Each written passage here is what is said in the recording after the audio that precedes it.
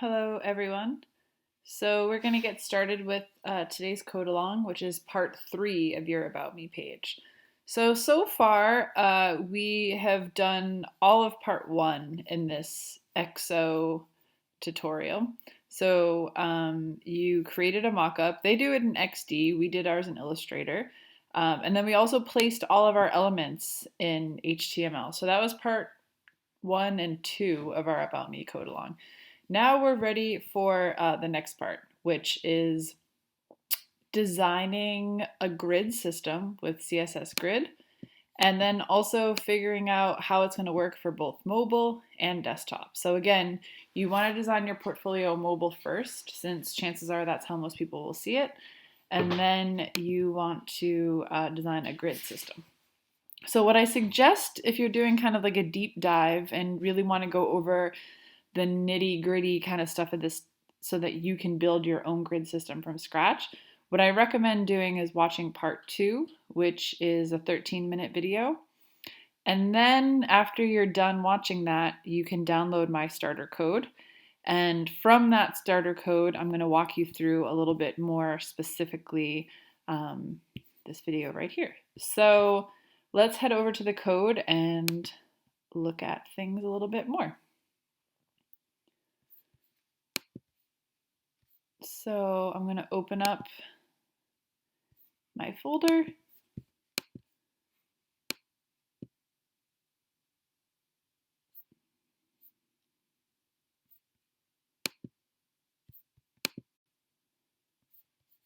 When I launch my live server, this is what I see. So I see a version of my About Me page for desktop, and then when I scale it small, I see a version for phones. So what I'm going to do right now is walk you through the main.css and kind of break some of this down in a little bit more detail. So here you can see this is a command I can toggle on and off that again draws all of my elements with a dashed line. If I wanted to, I could also access that by going to View, Developer Tools, and clicking on this Inspect Elements button, and then I can also inspect my elements that way. So do it whatever kind of makes sense for you. So that's one part of this code. You can see here I have, let's turn that back off, my container. So that's what wraps everything on the page. And there's some commands here controlling how it fits onto the page. This display grid is what it gives us the ability to use all of the functionality of CSS Grid. I'm building a one column grid because again, it's mobile. So that's most likely how you'll build grids for mobile. Auto just means give things how much space they need. This is new, right? So before when we used grid template areas, we used letters. We had an A, a B, an X, so whatever you used. But you can also, as long as there's no spaces in here, you can give each section a complete name and then call that out. So let's look down here at my nav section, for example. So I have my nav tag, and then I'm calling out, give that the grid area of nav. So what that does is that means I can come over here. So look, what happens if I cut that out and then come in here and put my nav back in. So now on my mobile version, my nav is up high and then my icon appears. So again, this is a great way to be able to organize things in different areas without actually having to go back to the HTML and pull everything apart.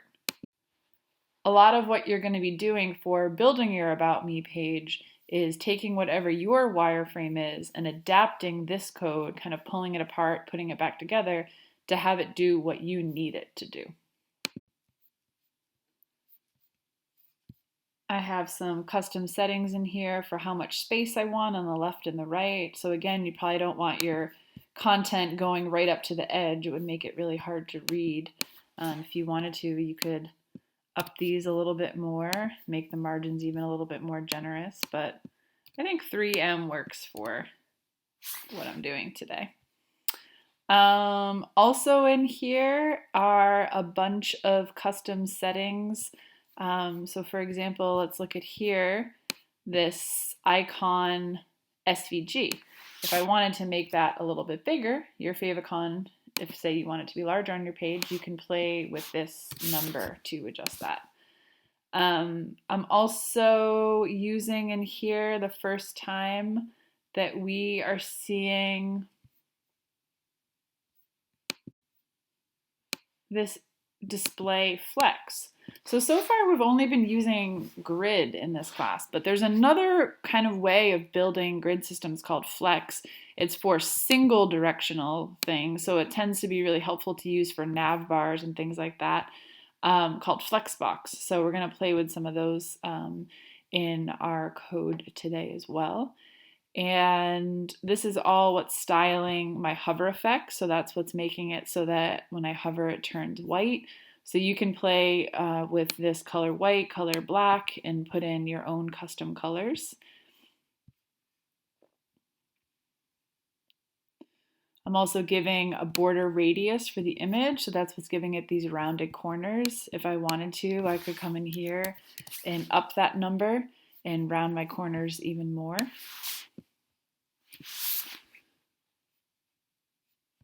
Also, there's some more detailed typographic things happening here. So you can see when I first set my type, my leading was just way too tight, right? Like this text was too dense. It was really hard to read.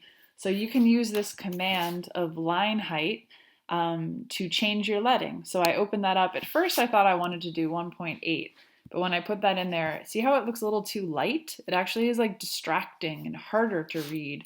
Whereas if I change that to 1.5, now it's a little bit easier to read. This is also a new command that we haven't used before for typography, so text indent. So I gave paragraph 2 a class of paragraph 2, so that way I would have a way to come in here and style it. So now I can play around with, what happens when I set that to 3M, that indentation. So you can see what happens if I get rid of it completely. You can't even really tell where the next paragraph is, right? It makes it very hard to read. So just this adding of a little bit of text indent kind of is a signifier of where that second paragraph starts. In here too, I'm also building my footer, so in similar ways as my nav bar. And I'm also setting what happens to these when I hover over them, so the controlling of them turning to white. In here, this footer SVG is where you'll want to change things if you want your SVGs to be a little bit bigger. So say you want them to be, to me that's like it's calling too much attention to itself. So I think like a width 20% is better for that. And then the last thing I want to talk about is here down at the bottom, our grid system for desktop. So I built everything mobile first, and then I'm using a media query to tell the computer what I want to do once it hits 1040 pixels. So again, that would be bigger than your average tablet. So it's about the area where I get right to about there. And then I create an entirely different grid system for myself. So again, I can call out custom proportions here, like how big I want my icon to be, how big I want my nav links to be, if I want my image to be centered, if I want it to be over to the left. So anything that I put between this opening bracket and this closing bracket down here are custom things that are going to be styled when I reach this pixel width or more. So some of the things that change, I switch from it being a 1-column grid to being a 2-column grid. And I also am calling out my areas here. So that's why I have icon content, and then my nav becomes a bar. It spans down across 2 rows here. And then my footer stretches across the whole bottom. So again, if I wanted to change this, say I want to make my content area go all the way down to the bottom. Now my content goes all the way down to the bottom, but I have a far, far smaller area for my footer, which is why that it's being kind of crammed in here in this little area. So I'm going to go back and change this to footer just so that it has that whole area of the bottom to span across. Say I talk to my design client and they're like, I like it. The only thing is, for the mobile version, I just think that icon is a little too small. I could come in here to my icon SVG, and the width right now is set to 100. I could change this to maybe 130 and increase the size of that favicon. So again, I tried to set up this code as much as I could for you so that it was easy to go in and modify. So some of the things you're going to do today for your work session is use some of the starter code you've already been working with of putting in your own favicon, your own social media icons, your own navigation bars. And now the point of today's exercise is to begin building your own grid system based on your own wireframes. So we'll go slow, we'll help each other out. Really curious to see how all of your About Me pages develop. Thanks so much.